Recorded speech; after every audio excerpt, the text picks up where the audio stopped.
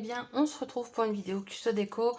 Je vais faire un Pimahu mini album, enfin après vous faites ce que vous voulez avec, si vous le réalisez.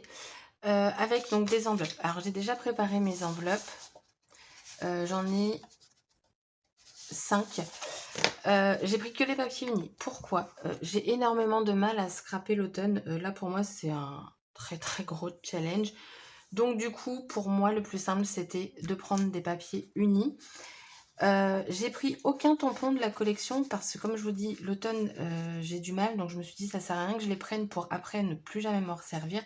Donc je vais tamponner avec des anciennes collections qui sont encore disponibles sur Custo Déco, donc si ça vous intéresse vous pourrez aller voir. J'ai sorti des feuilles d'acétate, d'ailleurs j'ai vu qu'il m'en restait que 2, comme quoi je bosse. Et j'ai fait un... alors c'était juste pour voir si je savais les faire encore. Je vais prendre une chute de papier en fait de mes enveloppes là. Et je vais faire, vous savez, les montagnes. Donc pour info, j'ai pris donc la largeur que va être mon enveloppe. Normalement c'est ça. Voilà. Ça je vous donne pas les mesures parce que c'est en fonction des enveloppes que vous faites. Ensuite, j'ai laissé une languette d'1 centimètre pour pouvoir la coller. J'hésite même à mettre un petit peu plus. De toute façon, ça c'est mon prototype. Je vais en faire un autre.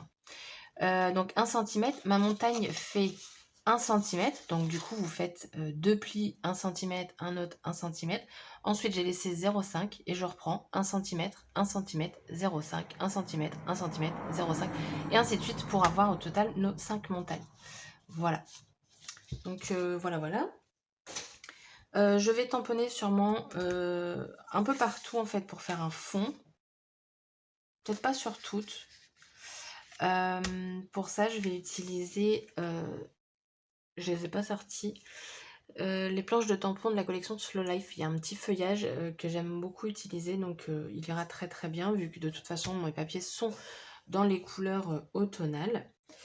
Et puis, après, bah, déco, tout ça. Je sais pas encore comment je vais mettre mince. Je vais mettre de la cartonnette. Ça va être au-dessus pour fermer. Je pense fermer du coup avec un seau de cire plus un scratch. En fait, ce sera pour cacher le scratch parce que j'aime pas quand les scratchs sont voyants.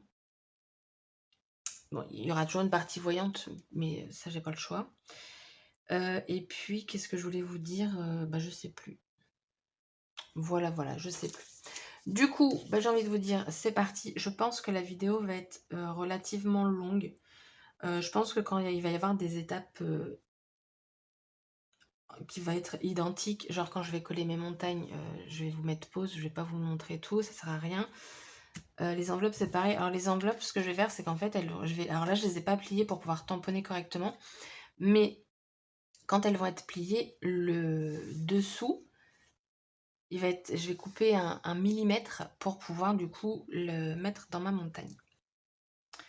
J'espère que je suis assez claire, mais je pense que oui.